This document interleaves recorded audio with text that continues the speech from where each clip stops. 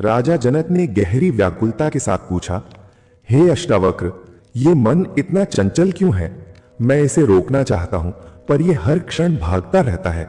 जितना इसे पकड़ने की कोशिश करता हूं, उतना ही ये मुझसे दूर निकल जाता है। क्या कोई ऐसा उपाय नहीं जिससे ये शांत हो जाए? अष्टावक्र स्थिर खड़े रहे, जैसे वे जनक के शब्द नहीं, उनकी स्थिति को देख रहे हों। फिर धीरे से बोले, राजन, जिसे तुम शांत करना चाहते हो, क्या तुमने कभी उसे समझने का प्रयास किया है या केवल उससे लड़ते रहे हो? जनक कुछ क्षण सोच में डूब गए। मैंने उसे समझने की कोशिश नहीं की, मैं तो बस उसे रोकना चाहता था, क्योंकि वही मेरे दुख का कारण बनता है। अष्टावक्र ने कहा, यही तो सबसे बड़ी भूल है। जिसे तुम बिना समझे रोकना चाहते हो, वो और प्रबल हो जाता है। मन कोई शत्रु नहीं है जिसे हराना हो, ये केवल एक प्रवाह है, एक आदत है जो निरंतर चलती रहती है। जनक ने पूछा, पर यह प्रवाह इतना शक्तिशाली क्यों है? मैं जानता हूं कि यह मुझे भटका रहा है, फिर भी मैं इसे रोक नहीं पाता। अष्टावक्र बोले, क्योंकि तुम उसे शक्ति दे रहे हो। हर बार जब तुम किसी विचार से लड़ते हो, तुम उसे और ऊर्जा दे देते हो, वो और मजबूत होकर लौटता है।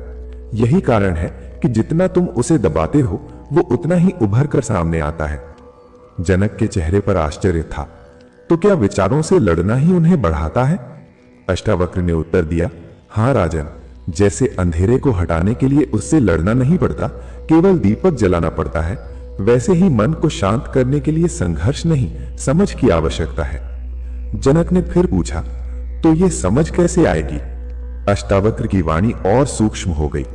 पहले ये जानो कि तुम कौन हो, क्योंकि जब तक तुम स्वयं को नहीं जानोगे, तब तक मन का रहस्य भी नहीं समझोगे। जनक ने कहा, मैं ये शरीर हूं, यही मेरा अस्तित्व है। अष्टावक्र मुस्कुराए, यदि तुम शरीर हो तो जब तुम सोते हो तब तुम्हारा अस्तित्व कहां चला जाता है? और यदि तुम मन हो तो गहरी नींद में मन के शांत होते ही तुम समाप्त क्यों नहीं हो जाते? जनक चौंक गए। गहरी नींद में मैं तो रहता हूं, पर मन नहीं रहता। अष्टावक्र बोले, यही सत्य है, तुम मन नहीं हो, तुम वो हो जो मन के होने और न होने दोनों को देखता है। कुछ क्षण के लिए वातावरण गहरा हो गया, जैसे ये बात भीतर उतर रही हो। जनक ने धीरे से कहा, यदि मैं मन नहीं हूं तो फिर यह भ्रम कैसे पैदा हुआ? अष्टावक्र ने उत्तर दिया, यह भ्रम आदत से पैदा हुआ है। बचपन से ही तुमने हर विचार को मैं कहना शुरू कर दिया। मैं दुखी हूं, मैं खुश हूं, मैं परेशान हूं। धीरे धीरे ये झूठ इतना गहरा हो गया कि तुम्हें यही सत्य लगने लगा। जनक की आंखें नम हो गईं। तो क्या मैं अब तक झूठ में जी रहा था? अष्टावक्र ने शांत स्वर में कहा, झूठ में नहीं राजन, अज्ञान में, और अज्ञान ही सबसे बड़ा बंधन है। जनक ने फिर पूछा, तो इस अज्ञान को कैसे तोड़ा जाए? अष्टावक्र बोले, देखने से, केवल देखने से, बिना किसी निर्णय के, बिना किसी विरोध के।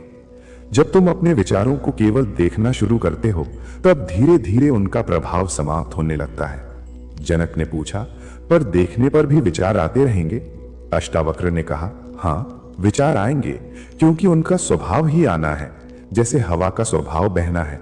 तुम हवा को रोक नहीं सकते, पर उससे प्रभावित होना बंद कर सकते हो। जनक अब शांत होते जा रहे थे। तो क्या यही साधना है? अष्टावक्र ने उत्तर दिया, साधना कोई क्रिया नहीं है, ये समझ की गहराई है। जब ये समझ पूर्ण हो जाती है, तब साधना अपने आप समाप्त हो जाती है। जनक ने पूछा, क्या इसका अर्थ है कि मुझे कुछ भी नहीं करना है? अष्टावक्र मुस्कुराए, तुम जीवन भर करते रहे हो, अब पहली बार न करना सीखो। यही सबसे कठिन साधना है। कुछ देर तक मौन रहे, जैसे भीतर कुछ स्थिर हो रहा हो।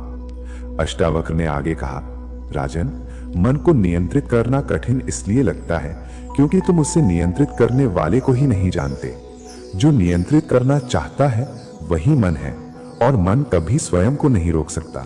जनक ने गहरी सांस ली। तो मैं क्या हूं?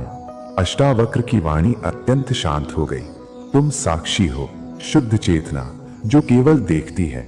न उसमें कोई हलचल है, न कोई इच्छा, न कोई बंधन। जनक के चेहरे पर अब गहरी शांति उतरने लगी। तो क्या यही मुक्ति है? अष्टावक्र बोले, हां राजन, जब तुम ये जान लेते हो कि तुम साक्षी हो, उसी क्षण मुक्ति है। क्योंकि तब तुम किसी भी विचार से बंधे नहीं रहते। विचार आएंगे जाएंगे, पर तुम अडिग रहोगे, जैसे पर्वत के सामने से बादल गुजरते हैं। लंबा मौन छा गया।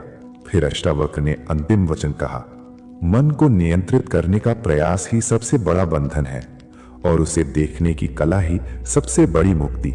जिस दिन तुमने देखना सीख लिया, उस दिन तुम्हारी सारी लड़ाई समाप्त हो जाएगी, और तब तुम जान जाओगे कि जिसे तुम जीतना चाहते थे वो कभी था ही नहीं।